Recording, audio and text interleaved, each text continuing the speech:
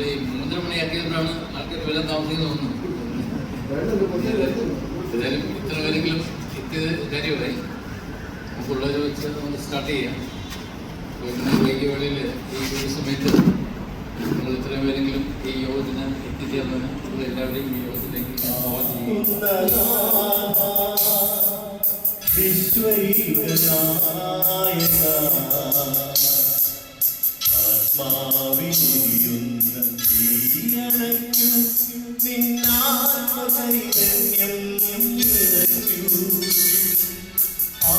ആത്മചൈതന്യം നിറയ്ക്കൂ.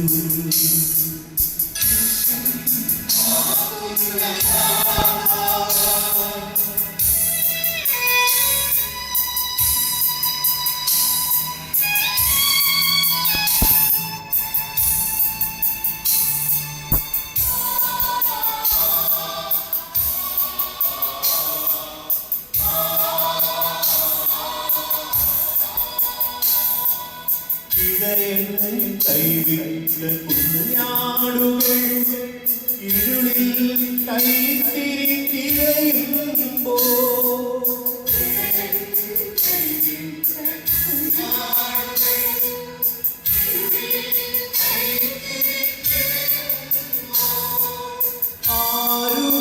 ആരുമില്ലാത്തവർ കവയം നൽകും കാരുണ്യമെന്നിൽ ചൊരിയണമേ.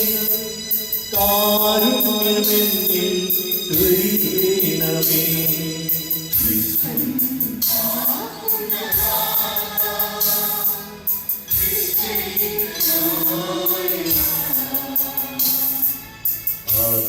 ആത്മാവിനെയുന്ന തീയണയ്ക്കൂ. നിന്നാത്മചൈതന്യം നിറയ്ക്കൂ. ആത്മചൈതന്യം നിറയ്ക്കൂ. വിശ്വം കൊച്ചു കൊച്ചു കാര്യങ്ങൾ ചില ക്ലാസ്സുകളിലൂടെ ഇതുപോലത്തെയുള്ള കളികളിൽ കൂടിയൊക്കെ ശാരീരികമായിട്ടും മാനസികമായിട്ടും സന്തോഷമൊക്കെ ലഭിക്കുന്ന കാര്യങ്ങളിൽ ഇനിയും കൂടുതലായിട്ടുള്ള ആൾക്കാർ വരണം. ഒരു എൽഡേഴ്സ് പാർക്ക് എന്ന് പറഞ്ഞ് പ്രായമായവർക്ക് ഒരുമിച്ച് കൂടാനുള്ള ഒരു സംവിധാനം ഞാനാണ് വർഷങ്ങൾക്ക് മുമ്പിട്ട് തുടങ്ങി വെച്ചത്, അല്ലേ? പകൽ വീടിൻ്റെ ഒരു മാതൃകയിൽ അതൊക്കെ 3-4 വർഷം ഞാൻ നടത്തിക്കൊണ്ട് പോയി. അതിനുശേഷം നടത്തിക്കൊണ്ട് പോകാനായിട്ട് സാധിച്ചില്ല. അപ്പം ആ ഒരു ഐഡിയ, അല്ലേ, പകൽ വീട്ടിലും ഈ പ്രായമായൊരു വീട്ടിൽ ചുമ്മാ ഇരിക്കുന്നവരൊക്കെ വന്ന് അങ്ങോട്ടും ഇങ്ങോട്ടും പങ്കുവയ്ക്കുക.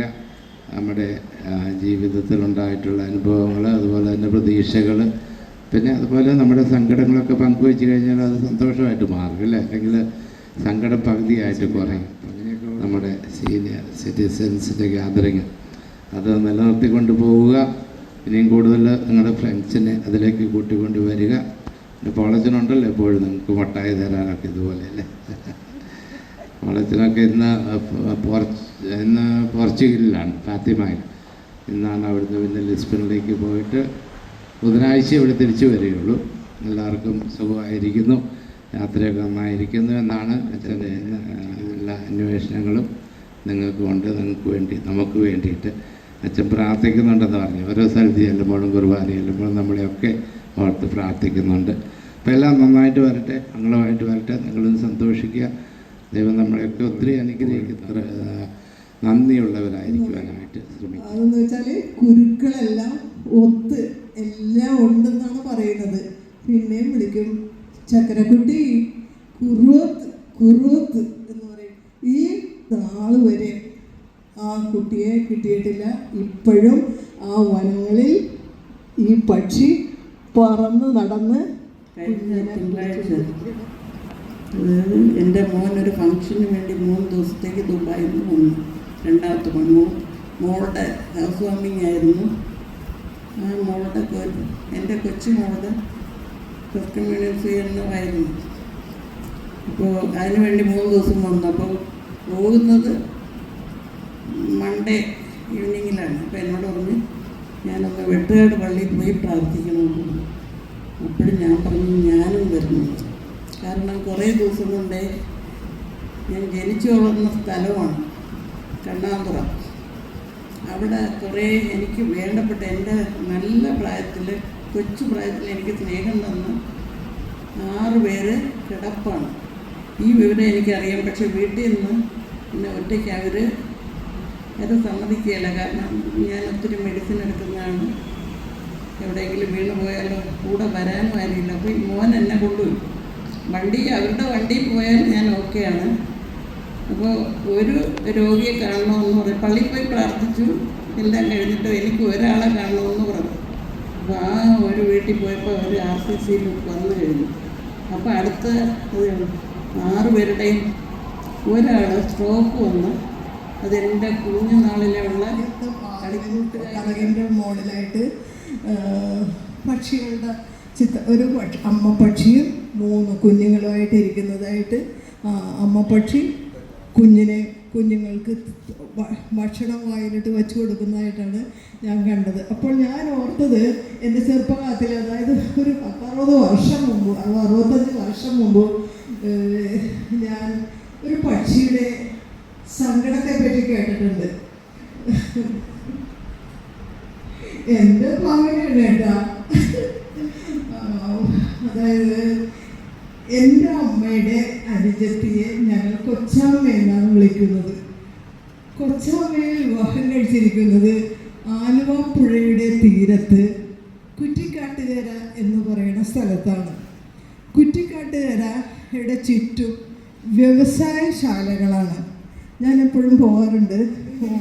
വെക്കേഷനിലിരിക്കുമ്പോൾ അവിടെ പക്ഷികളുടെ പെയിൻറ്റിങ് അച്ഛൻ അങ്ങ് ആ പള്ളിക്കകത്ത് ഒരെണ്ണം വച്ചിട്ടുണ്ട്. അത് കണ്ടപ്പോൾ ഞാൻ ഓർക്കുകയാണ്, നിങ്ങൾക്ക് കണ്ടിട്ടുണ്ടെന്നറിയില്ല, പക്ഷികളുടെ ചിത്രം കണ്ടിട്ടുണ്ടോ? അതിൻ്റെ മീനിങ് എന്താണെന്ന് ഞാൻ അത് ദേവസ്വച്ചനോട് ചോദിച്ചിട്ട് ദേവസ്വച്ചൻ പറഞ്ഞ് അറിഞ്ഞുകൂടാ, കോളേജം വരുമ്പോൾ ചോദിക്കാം. ഞാൻ ലെഫ്റ്റ് സൈഡിൽ ആൾക്കാരിൽ നിൽക്കുമ്പോൾ താമസിക്കുന്ന വീടായിരുന്നു.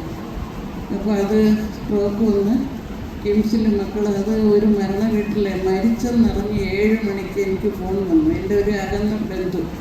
ഞാൻ അപ്പോൾ തന്നെ പുറപ്പെട്ടു പോയപ്പോൾ ആകെ 4-5 പേരേ ഉള്ളൂ. ബോറടിക്കരുത്, എങ്കിൽ ഞാൻ നിർത്താം. 4-5 പേരേ ഉള്ളൂ. അപ്പോഴേ അവിടെ ഇരുന്ന് എൻ്റെ ഈ കൂട്ടുകാർ ചരിഞ്ഞ് വരുന്നതായിട്ട് എനിക്ക് തോന്നി. ഓടി ചെന്നപ്പോഴത്തേക്ക് കൈ ഉയർത്താൻ വയ്യ, കാലം നിലത്തൂന്നാൻ വയ്യ. എൻ്റെ സെയിം ഏജാണ്, 70. അപ്പോഴേക്ക് അവിടെ ഇരുന്ന് 2-3 സ്ത്രീകൾ പറഞ്ഞ് വെള്ളം കൊടുത്ത് അവിടെ എവിടെയെങ്കിലും കിടത്താം, ക്ഷീണം മാറുമ്പോൾ എണീക്കുള്ളൂ. എനിക്കങ്ങനെ തോന്നിയില്ല, സ്ട്രോക്കിൻ്റെ ലക്ഷണമായിട്ട് തോന്നി. അപ്പോൾ എൻ്റെ മോളെ ഞാൻ പെട്ടെന്ന് വിവരറിയിച്ച് അവർ പെട്ടെന്ന് കാറുമായിട്ട് വന്നു. മെഡിക്കൽ കോളേജിൽ പെട്ടെന്ന് 2 മണിക്കൂറിനൊക്കെ എത്തിക്കണേന്ന് പറഞ്ഞപ്പോൾ അവർ നേരെ കിംസിലോട്ടാണ് പോയത്. കൊച്ചുമോളെ MD കഴിഞ്ഞ് ഇപ്പോൾ നമ്മുടെ മെഡിക്കൽ കോളേജിൽ ഈ സ്ത്രീയുടെ മോളുടെ മെഡിക്കൽ കോളേജിൽ എന്താ സ്പെഷ്യൽ ഓഫീസറായിട്ട് കയറില്ലേ, MD കഴിഞ്ഞാൽ ജോയിൻ ചെയ്തതാണ്. ആ കുട്ടി അന്ന് അവിടെ ഉണ്ടായിരുന്നു. സാധാരണ കുടുംബത്തുള്ളതാണ്, പക്ഷെ പഠിച്ചുയർന്ന കുടുംബം. അപ്പോൾ അവർ ഉടനെ കിംസിൽ കൊണ്ടുപോയി. സ്ട്രോക്ക് തന്നെയായിരുന്നു, ആരപ്പമായിരുന്നു. ആ കറക്റ്റ് ടൈമിന് എത്തിയതുകൊണ്ട് രക്ഷപ്പെട്ടു. ഇപ്പം ഞാൻ കിംസിലോട്ട് കാണാൻ പോയപ്പോൾ എനിക്ക് കാണാൻ പറ്റി. അപ്പോഴും ഡോക്ടേഴ്സ് ഇങ്ങനെ രാവിലെ വന്ന് ഇങ്ങനെ കൈ ഉയർത്തി നോക്കി കൊണ്ടുപോയി രക്ഷപ്പെട്ടു. അപ്പോൾ അതാണ് ഒരു രോഗി. ഞാൻ പോയപ്പം ഇരുന്ന് ഹസ്ബൻഡ് ആൻഡ് വൈഫ് കഞ്ഞി കുടിക്കുന്നു രാവിലെ. എല്ലാം ഉണ്ടാക്കി വെച്ചിട്ടുണ്ട്, ഇവർക്ക് കഞ്ഞി മതിയെന്ന് പറഞ്ഞു. രണ്ടാമത്തെ അവിടെ പോയി കിടപ്പായി ഒരു ഭാര്യയും ഭർത്താവും. അങ്ങേര് ഞങ്ങളെ കണ്ടപ്പോൾ കരയുന്നു. എന്നിട്ട് ഒരു അനിയൻ മരിച്ചുപോയി, ആ അനിയെ എന്നെ വിളിക്കുന്നു പറഞ്ഞു. മോളാണ് നോക്കുന്നത്, നല്ല കാര്യമായിട്ട് നോക്കുന്നുണ്ട്. വാക്കറിലാണ് ഇത് 2 പേരും നടക്കുന്നത്. 82 വയസ്സും 75 ചേച്ചി കൊണ്ടുപോയി കുളിപ്പിക്കുന്ന ബാലൻസ് തെറ്റി വീണെന്ന് പറഞ്ഞു. മെയിൻ റോഡായതുകൊണ്ട് 2 പേരെ കിട്ടി പൊക്കിയെടുക്കാം. അത് 2 കണ്ടു. പിന്നെ എപ്പോഴും വെറ്റില മുറുക്കുന്ന ഒരു ലേഡിയുണ്ട്. വെറ്റില മുറുക്കുന്ന ഒരു 75 വയസ്സ്, ഇത് ക്യാൻസർ വായിലാണ് വന്നത്. അപ്പോൾ ഡോക്ടേഴ്സ് വെറ്റില മുറുക്കുന്നതുകൊണ്ടാണെന്ന് റീസൺ പറഞ്ഞു. അവരാണ് RCCയിൽ പോയിട്ട് അവർ വന്നു. പിന്നെ എൻ്റെ കൂടെ വർക്ക് ചെയ്ത ഒരു ടീച്ചർ, ഞങ്ങൾ സെയിം ഏജ് തന്നെ, എപ്പോഴും കരച്ചിലും ഭക്ഷണം വേണ്ട, ഒന്നും വേണ്ട. ഡോക്ടേഴ്സിൻ്റെ അടുത്ത് കൊണ്ടുപോകുമ്പം ഒരു അസുഖമില്ലെന്നാണ് പറയുന്നത്. അതല്ലേ ഇരുന്നോളൂ, ഒരു അസുഖമില്ലെന്ന് പറയുന്നു. അതെന്താണെന്ന് എനിക്കറിഞ്ഞൂടെ. എപ്പോഴും അവർ കൊണ്ടുപോകും. ഡോക്ടേഴ്സ് സർവ്വതും ടെസ്റ്റ് ചെയ്തിട്ട് അസുഖമൊന്നുമില്ല. ഇപ്പം മാനസികമാണെന്ന് എനിക്ക് പറയാൻ അർഹതയില്ല.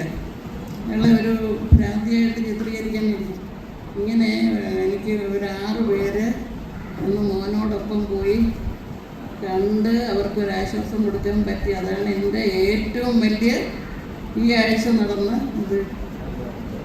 വളരെയധികം സന്തോഷമുണ്ട്. അവർക്കും ഭയങ്കര സന്തോഷം. അപ്പം ഞാൻ വിചാരിക്കുന്ന രോഗികളെ നമ്മൾ കാണാൻ പോകുമ്പോൾ അവർക്ക് ഉള്ള ആനന്ദം, നീ വന്നല്ലോ എന്നൊരു 5-6 പ്രാവശ്യം പറയുന്നു.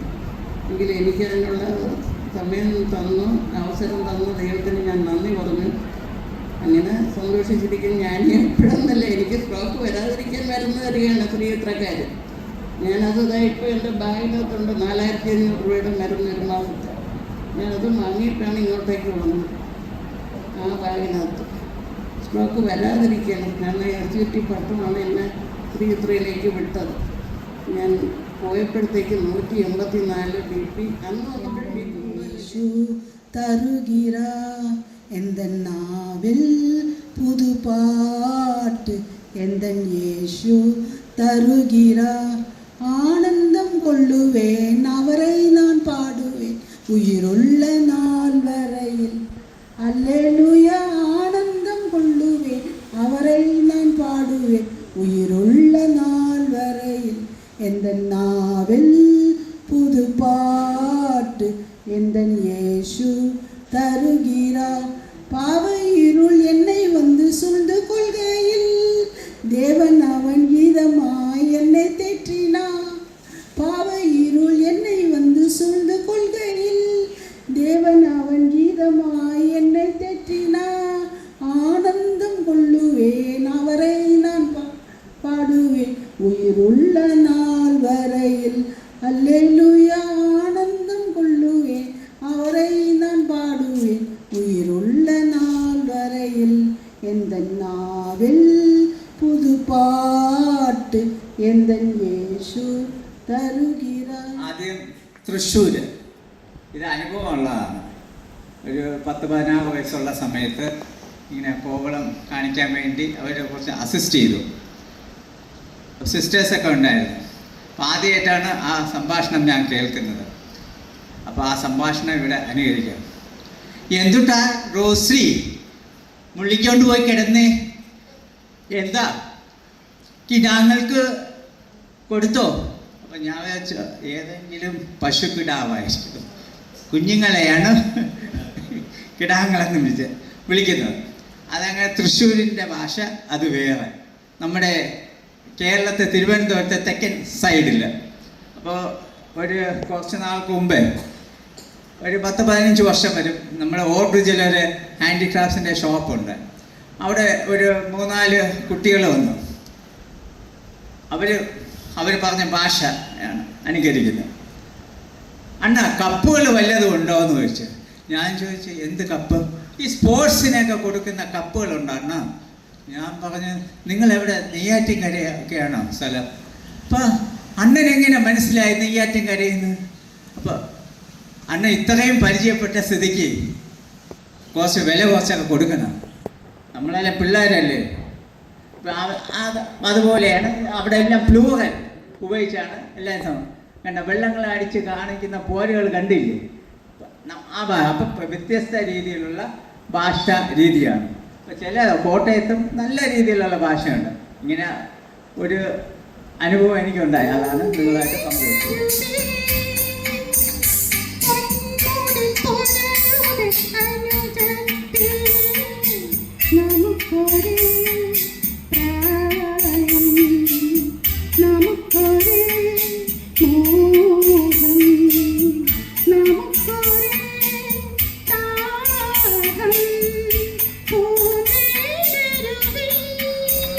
കീർത്തനം പാടുവാനല്ലെങ്കിൽ നാവെനിക്കെന്തിനു നാഥാ? അപദാനമെപ്പോഴും ലഭിച്ചില്ലെങ്കിൽ ആദരങ്ങളെന്തിനു നാഥാ, ഈ ജീവിതമെന്തിനു നാഥാ, തിരുനാമ കീർത്തനം പാടുവാനല്ലെങ്കിൽ നാവെനിക്കെന്തിനു നാഥാ, അപദാനമെപ്പോഴും ആലപിച്ചില്ലെങ്കിൽ ആദരങ്ങളെന്തിനു നാഥാ, ഈ ജീവിതമെന്തിനു നാഥാ. ഇളം കാറ്റിൽ ഒഴുകി വരും ഗാനം, ഇതിൽ പാടാം കിളി പാടും കളമുരളി ഗാനം, മനസ്സറിയ മുനകളിൽ മധുമാസ പൂർണ്ണമിയിൽ, മനസ്സറിയ മുനകളിൽ മധുമാസ പൂർണ്ണമിയിൽ, കാലകരിയിൽ ഗോപിക പാടിയ മായാമോഹന ഗാനം, രാസലഹരിയിൽ ഗോപിക പാടിയ മായാമോഹന ഗാനം, ഇതാ ഇതാ ഇതാ ആ, ആ, ആ, ഇളം കാറ്റിൽ ഒഴുകി വരും ഗാനം, അതിൽ പാടാം കിളി പാടും കളമുരളി. ജലാശയത്തിൽ ഹംസങ്ങൾ നീരാടും പൂങ്കുളത്തിൽ, നീർപ്പോളകളുടെ ലാളനമേറ്റു നീലത്താമര വിരിഞ്ഞു, നീലജലാശയത്തിൽ. ക്വസ്റ്റ്യൻ പിന്നെ കടങ്കഥ അതൊക്കെ തയ്യാറാക്കിയിട്ടുണ്ട്, അത് ചോദിക്കാം. അതിന് മുമ്പായിട്ട് ഇവിടെ പക്ഷിയുടെ അനുഭവം പറഞ്ഞപ്പോൾ എൻ്റെ ജീവിതത്തിലും ഉണ്ടായ ഒരു പക്ഷിയുടെ അനുഭവമുണ്ട്. ഇന്നത്തെ നെയ്യാറ്റിൻകര രൂപതയിലെ പാപ്പനംകോട് ഇടവകയിലെ പാലുവള്ളി സെൻറ്റ് ജോസഫ് UP സ്കൂളിൽ 4ലോ 5ലോ പഠിക്കുന്ന കാലം, സ്കൂൾ വിട്ട് വരുമ്പോൾ ഭയങ്കര മഴ. അപ്പോൾ ബുക്കൊക്കെ ഇങ്ങനെ ഷർട്ടിൻ്റെ അകത്തൂടെ കയറ്റി കൈയുടെ ഇടയിൽ വെച്ചിട്ടിങ്ങനെ വരുന്ന സമയം വീട്ടിലെത്താറായപ്പോൾ ഒരു കല്ല് കൂട്ടിയിട്ടിരിക്കുന്ന അതിനടുത്ത് ഒരു വണ്ണാത്തിക്കിളി എന്ന് പറഞ്ഞാൽ ഈ വെളുത്ത നിറവും ഇടയ്ക്ക് കറുത്ത തൂവലുമുള്ള പക്ഷി വണ്ണാത്തിക്കിളി എന്നറിയപ്പെടും. അതിങ്ങനെ നനഞ്ഞ് കുഴഞ്ഞങ്ങനെ ഇരിക്കുന്നു. അപ്പോൾ ഞാനങ്ങനെ അതിനെ അടുത്തോട്ട് ചെന്ന് അതിനെ പിടിക്കാൻ പോയപ്പോൾ അതിങ്ങനെ ചാടിപ്പോയി. അങ്ങനെ ഒരു ഇത്തിരി ദൂരം പുറകെ ചാടിപ്പോയി ഞാനതിനെ പിടിച്ച് വീട്ടിൽ കൊണ്ടുവന്നു. അപ്പോൾ വീട്ടിൽ കൊണ്ടുവന്നപ്പോൾ തന്നെ അമ്മ വഴക്ക് പറഞ്ഞു, എന്തിനാണ് നീ ഇതിനെ പിടിച്ചുകൊണ്ട് വന്നത്, അതിനെ അങ്ങ് വിട്ടേക്ക് വന്ന് അത് മഴ തോരുമ്പോൾ ചിറകുണങ്ങുമ്പോൾ അതങ്ങ് പറന്ന് പോകുമല്ലായിരുന്നു. പക്ഷേ എനിക്ക് എൻ്റെ ബുദ്ധിക്ക് ഞാൻ നോക്കിയപ്പോൾ അടുക്കളയെന്ന് പറയാൻ ഒരു കൊച്ചു ചെറ്റക്കുടിലാണ് ഞങ്ങളുടെ വീട്. അടുക്കളയിൽ അടുപ്പിൽ അടുപ്പിൽ തീ എത്തുന്നുണ്ട്, എന്തോ ഇരുന്ന് വേകുന്നുണ്ട്.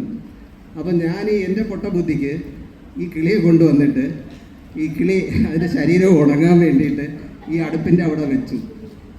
എന്നിട്ട് ഞാൻ ഷർട്ട് ഊരാനായിട്ട് അങ്ങോട്ട് പോയിട്ട് തിരിച്ചു വന്നപ്പോൾ കിളി അടുപ്പിനകത്ത് അത് എന്തോ അതിന് ഈ ചെറിയ ചൂട് കിട്ടുന്ന രീതിയിലാണ് ഞാൻ വെച്ചിരുന്നത്. പക്ഷേ അത് ആ ചൂടിൻ്റെ ഒരു ആകർഷണം കൊണ്ടോ എന്തോ അടുപ്പിനകത്തേക്ക് അങ്ങോട്ട് ചാടി. ആ തീയിലങ്ങ് അതങ്ങ് കരിഞ്ഞു പോയി. എൻ്റെ തൂവലെല്ലാം കരിഞ്ഞ് അതിനെ എടുത്തുകൊണ്ട് പിന്നെ ഞാൻ ഒരു ചെറിയ മൺവെട്ടി എടുത്ത് പിടിച്ചിട്ടു. ഭയങ്കര സങ്കടമായിരുന്നു എനിക്ക്. അതുപോലെ അന്നൊരു 4ാം ക്ലാസ്സിലോ 5ാം ക്ലാസ്സിലോ പഠിക്കുന്ന 8-9 വയസ്സുള്ളപ്പോൾ.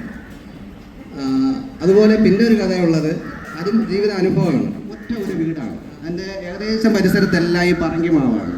ഇന്ന് അതല്ല, റബ്ബറാണ്. എന്തായാലും വീടിന് കുറച്ചകലെ ഒരു പുതിമരം. ആ മരത്തിൻ്റെ പേരെങ്ങനെയാണ്, ആ മരം താനെ പട്ടുപോയിട്ട് കുറേ നാളങ്ങനെ ഉണങ്ങി നിന്നപ്പോൾ ഈ കുക്കുടുവൻ കിളി, അത് ഈ ഉടല് പച്ച കളറും തല ചാര നിറവും ചുണ്ടും അതുപോലെ ചാര നിറമാണ്. കുക്കുടുവൻ കിളി ഇങ്ങനെ അതിൽ വന്നിരുന്ന് കൊട്ടുന്നത് ഞാനും എൻ്റെ അനിയനും ശ്രദ്ധിക്കുന്നുണ്ട്. അങ്ങനെ കുറേ ദിവസമായപ്പോൾ അത് കൊത്തി അതിൽ ഹോളുണ്ടാക്കി, പിന്നെ അതിനകത്തേക്ക് ഇറങ്ങിപ്പോവും, തിരിച്ച് കയറി പറന്നു പോകും. എല്ലാം ഞങ്ങളിങ്ങനെ ദിവസങ്ങളും അവിടെ നിരീക്ഷിച്ചുകൊണ്ടിരിക്കുകയാണ്. അങ്ങനെ കുറച്ച് ദിവസമായപ്പോൾ പിന്നീട് നോക്കിയപ്പോൾ അതിങ്ങനെ ചുണ്ടിൽ എന്തോ തീറ്റ കൊണ്ടുവന്ന് ഈ ഹോളിനകത്തേക്ക് ഇറങ്ങിപ്പോകുന്ന കാണാം. പിന്നെ തിരിച്ച് കയറാം. അപ്പോൾ എനിക്ക് മനസ്സിലായി അതിനകത്ത് കുഞ്ഞിട്ടു. അപ്പോൾ ഞങ്ങളുടെ ഒരു ധാരണയിൽ ഏകദേശം ഒരു 2-3 ആഴ്ച കഴിഞ്ഞപ്പോൾ ഞാനും അനിയനും വിചാരിക്കുന്നത് ആ കുഞ്ഞിന് ചിറക് മുളച്ചിരിക്കും, പറക്കാറെ കായ്ക്കണം, അപ്പോൾ നമുക്ക് എടുത്തുകൊണ്ടുവന്ന് വീട്ടിൽ വെച്ച് വളർത്താമെന്ന് പറഞ്ഞിട്ട് അന്ന് ഈ ചന്തിയൊക്കെ കീറിയ ഒരു വള്ളി നിക്കറാണ് ഇടുന്നത്, ഷർട്ടൊന്നും കാണില്ല.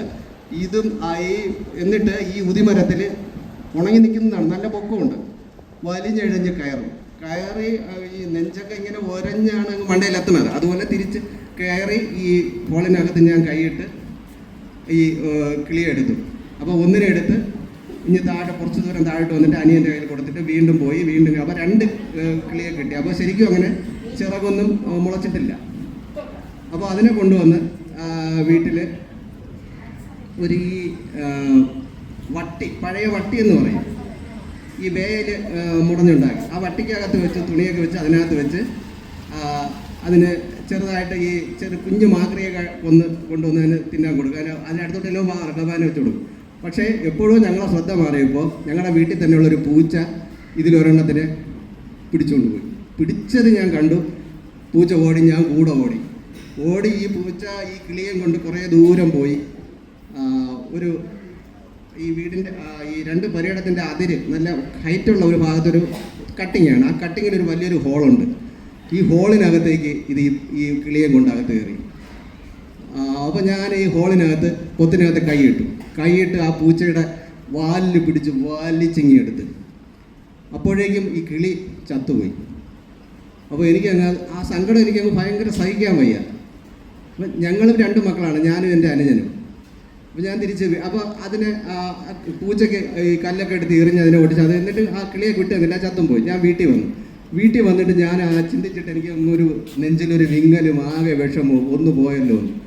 അപ്പോൾ ഞാനിങ്ങനെ മറ്റേ കിളിയെ കയ്യിലെടുത്തിട്ട് ഞാൻ പറയുകയാണ്, നിൻ്റെ കൂടപ്പിറപ്പില്ലാതെ നിനക്ക് ജീവിക്കാൻ കഴിയില്ല. കാരണം എൻ്റെ അനുജനെന്ന് പറഞ്ഞാൽ എനിക്ക് അന്ന് എൻ്റെ അനുജനില്ലെങ്കിൽ ഞാനില്ല എന്നുള്ളതാണ് എൻ്റെ കുട്ടിക്കാലത്തെ എൻ്റെ ചിന്ത. അതുപോലെ നിൻ്റെ കൂടപ്പിറപ്പ് നിനക്ക് നഷ്ടപ്പെട്ടു, നിനക്കിനി ജീവിക്കാൻ അർഹതയില്ല എന്ന് പറഞ്ഞിട്ട് ഞാനിങ്ങനെ അതിൻ്റെ കഴുത്ത് ഞെരിച്ചതിനെ കൊന്നുകളഞ്ഞു. ഇന്നും അത് എന്തിനന്ന് അങ്ങനെ ചെയ്തെന്ന് വെച്ചാൽ എൻ്റെ ചിന്ത അതാണ്, എൻ്റെ അനുജനില്ലെങ്കിൽ ഞാനുണ്ടോ? അപ്പോൾ അതുപോലെ അതിൻ്റെ കൂടപ്പിറപ്പായ ഒന്നിനെ പൂച്ച പിടിച്ചു, അപ്പോൾ നീ ഇനി ജീവിക്കേണ്ട. അതാണ് അന്നത്തെ എൻ്റെ പൊട്ടബുദ്ധിക്ക് ഞാൻ ചെയ്തൊരു പ്രവൃത്തി. അത് ക്വസ്റ്റ്യൻ ചോദിക്കുമ്പോൾ അറിയാവുന്നുള്ളൊരു കൈ ഉയർത്തിയാൽ മതി. ആദ്യം കൈ ഉയർത്തുന്നവർക്ക് ആദ്യത്തെ അവസരം.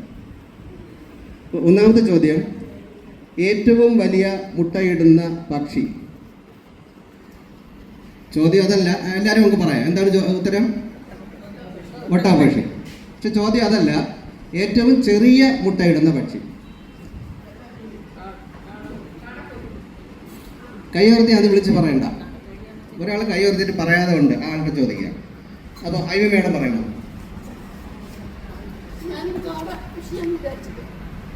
അല്ലല്ല, answer humming bird. Humming bird. ഒരു പയറുമണിയുടെ അത്രേ കാണുള്ളൂ അതിൻ്റെ മുട്ടയ്ക്ക്. പറന്ന് സ്റ്റോപ്പായിട്ട് നിൽക്കാൻ പറ്റും. സ്റ്റോപ്പായിട്ട് അന്തരീക്ഷം നിന്നുകൊണ്ട് നീണ്ട ചുണ്ടുകൊണ്ട് പൂവിൽ നിന്ന് തേൻ കുടിക്കും. പിന്നിലോട്ട് പറക്കാൻ കഴിയുന്ന ഏക പക്ഷിയും ഹമ്മിങ് ബേർഡാണ്. ലോകത്തെ ഏറ്റവും ചെറിയ പക്ഷിയും ഹമ്മിങ് ബേർഡാണ്. ഏറ്റവും ചെറിയ മുട്ടയിടും. ഒരു പയറുമണിയുടെ അത്രേ കാണുള്ളൂ. എന്താണ് സംഭവിച്ചതെന്ന് പിന്നീട് അറിയാൻ പറ്റുന്നതാണ് വിമാനത്തിലെ ബ്ലാക്ക് ബോക്സ്. ചോദ്യം അതല്ല, ഇനി വിളിച്ചു പറയരുത്. ആ ബ്ലാക്ക് ബോക്സിന്റെ നിറമെന്ത്?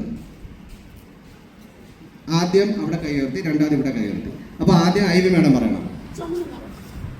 ചുവപ്പല്ല, നീലയല്ല, ബ്ലാക്ക് അല്ല, അല്ല അല്ല ബ്ലാക്ക് ബോക്സിന്റെ നിറം, വിമാനത്തിന്റെ ബ്ലാക്ക് ബോക്സിന്റെ നിറം ഓറഞ്ച്.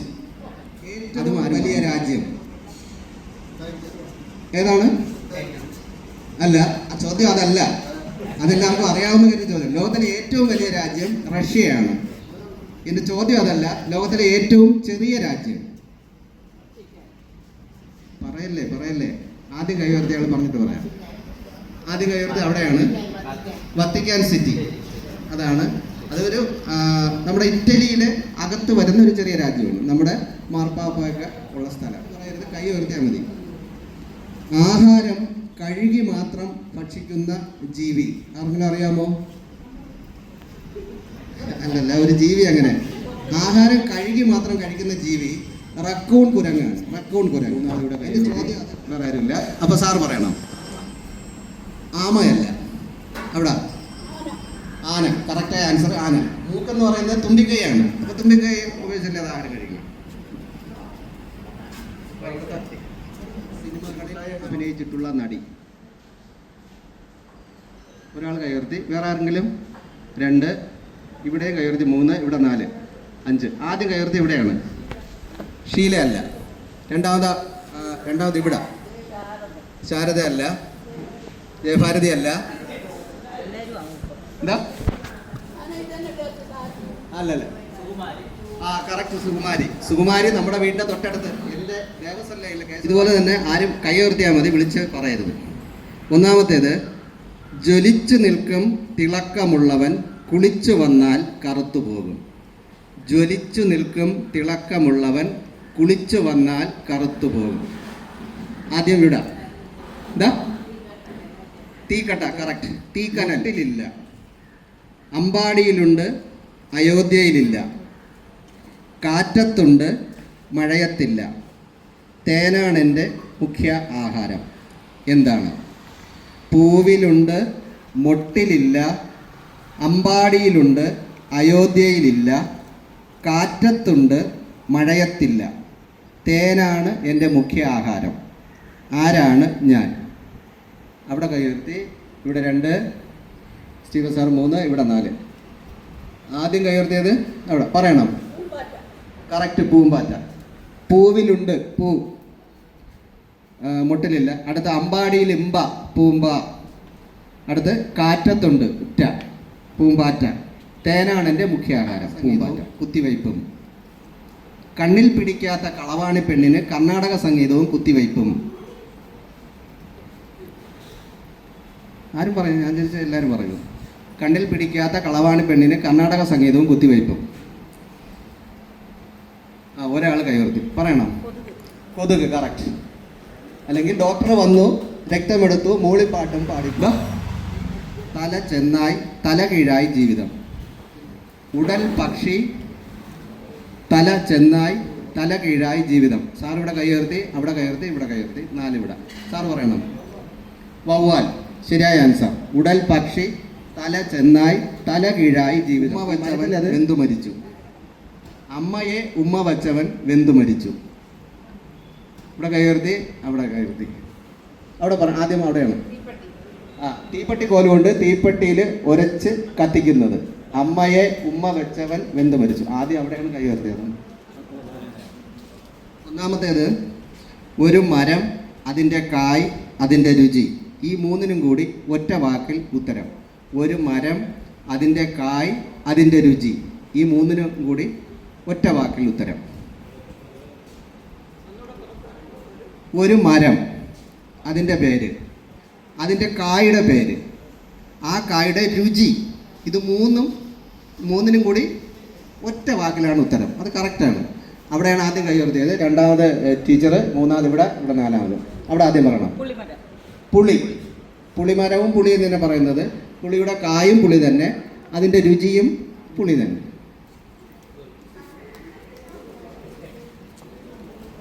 ആദ്യം ഇവിടെ കൈയുയർത്തി, 2ാമത് അവിടെ.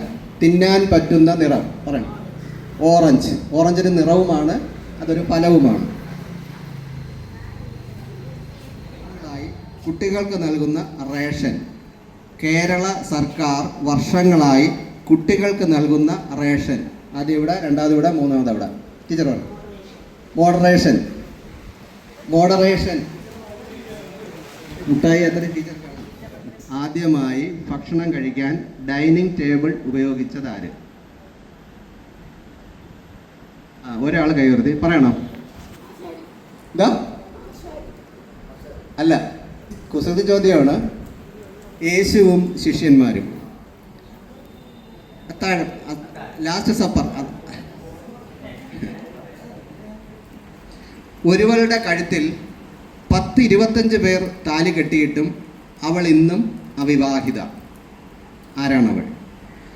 ഒരുവളുടെ കഴുത്തിൽ 10-25 പേർ താലി കെട്ടിയിട്ടും അവൾ ഇന്നും അവിവാഹിതയായി തുടരുന്നു. ആരാണവൾ? എന്താ? അതല്ല. ആരെങ്കിലും?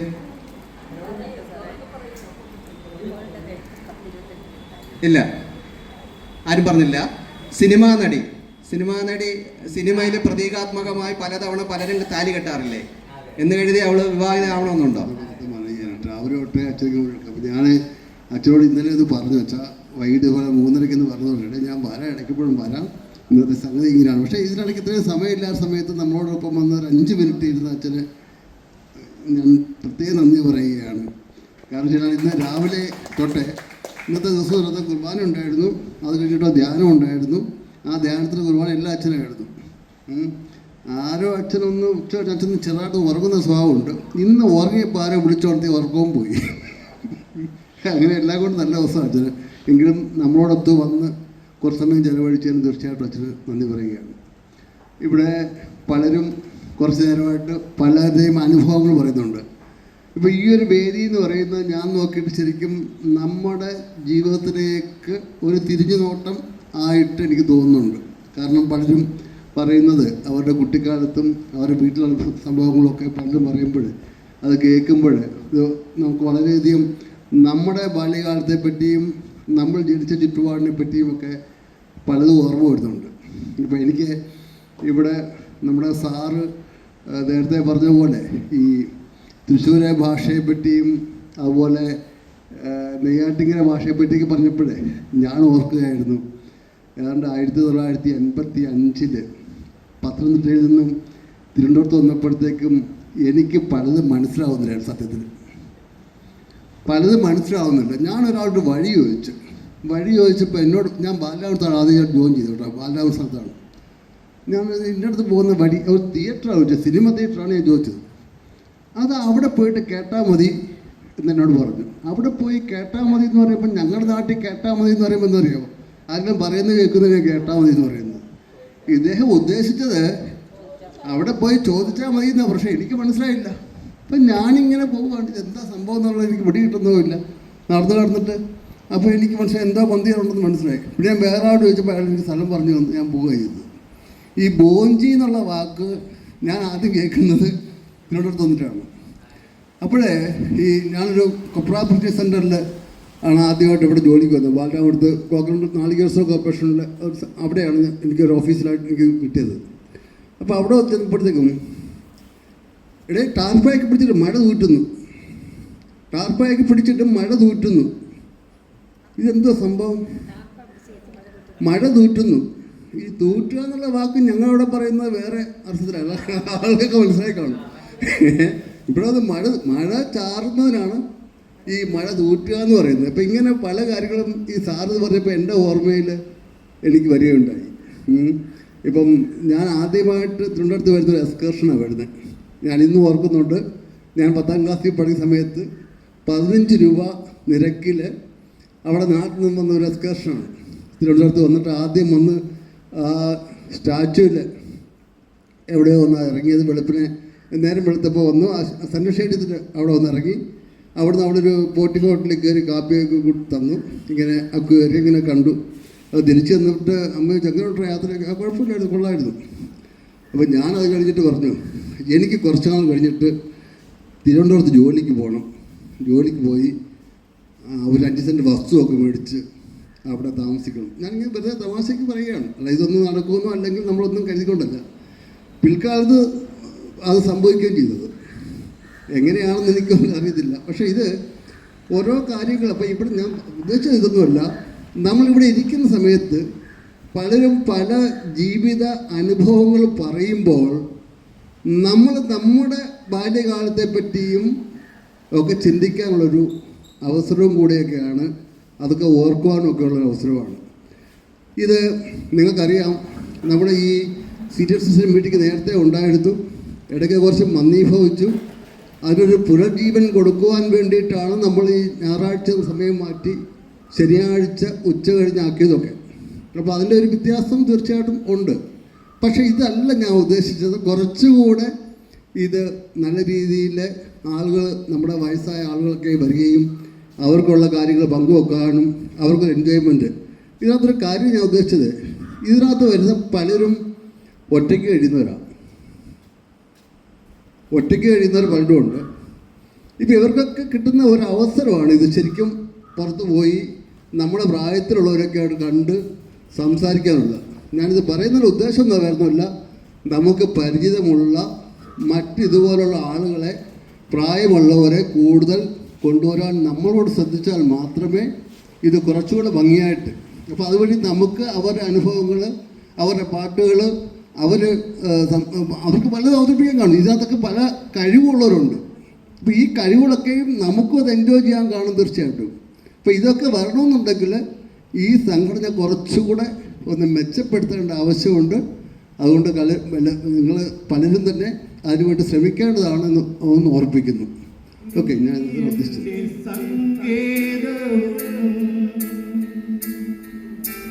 നീ എൻ്റെ കോട്ടയും നീ എൻ്റെ പ്രാണനാഥൻ, നീ എൻ ദൈവം, നീ എൻ്റെ സങ്കേതവും നീ എൻ്റെ കോട്ടയും നീ എൻ്റെ പ്രാണനാഥൻ, നീ എൻ ദൈവം.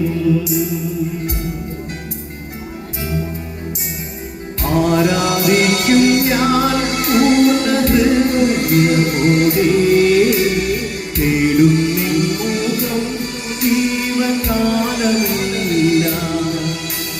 സേവിച്ചിടും ഞാൻ എൻ സർവ്വവുമാ അടിയനിതാ. അടിയനിതാ ദേവാ, അടിയനിതാ ദേവാ, അടിയനിതാ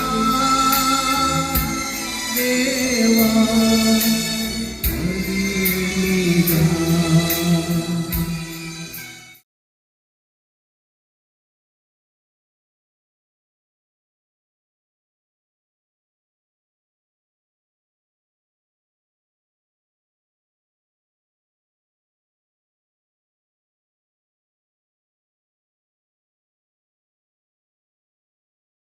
ഫെബ്രുവരി മാസത്തെ മീറ്റിംഗ് 28/2/26 പാരിഷ് ഹാളിൽ വെച്ച് നടത്തുകയുണ്ടായി.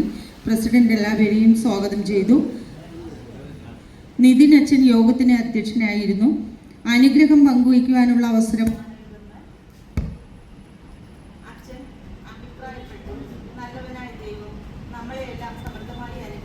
എന്ന് പറഞ്ഞുകൊണ്ട് അച്ഛൻ യോഗം ഉദ്ഘാടനം ചെയ്തു. ശ്രീമതി മെർലിൻ എഴുതിയ ചങ്ങാതി എന്ന കവിത ശ്രീമതി അനിത റോബർട്ട് ആലപിച്ചു. ശ്രീ രാജൻ സർ കൊച്ചിയിലെ കുഞ്ഞന്മാർ എന്ന കഥാപ്രസംഗം അതിമനോഹരമായി അവതരിപ്പിച്ചു. ഡെങ്കി കൊതു, ഇടക്കൊച്ചി, ചോർച്ചി, ഈഡിറ്റ്, ചിക്കൻ ഗുനിയ എന്നിങ്ങനെയുള്ള കൊതുകുകളെ ഉൾപ്പെടുത്തിക്കൊണ്ട് സാർ അദ്ദേഹത്തിൻ്റെ അനുഭവം കൊതുക് മനോഹരമായി അവതരിപ്പിച്ചു. ശ്രീ പത്രോസ് അദ്ദേഹത്തിൻ്റെ ജീവിതത്തിലെ മറക്കാനാവാത്ത അനുഭവം അംഗങ്ങളുമായി പങ്കിട്ടു. ശ്രീമതി അനിത, ശ്രീമതി പ്രക്സി, ഡോക്ടർ സതീഷ് എന്നിവർ ഗാനങ്ങൾ ആലപിച്ചു. ശ്രീ പത്രോസ്, ശ്രീമതി ജാനറ്റ് എന്നിവ കുസൃതി ചോദ്യങ്ങൾ ചോദിക്കുകയുണ്ടായി. ശ്രീമതി പ്രക്സി നന്ദി പറയുകയും ചായ സൽക്കാരത്തോടുകൂടി 5:15 യോഗം അവസാനിക്കുകയും ചെയ്തു. 18 അംഗങ്ങൾ യോഗത്തിൽ പങ്കെടുത്തു.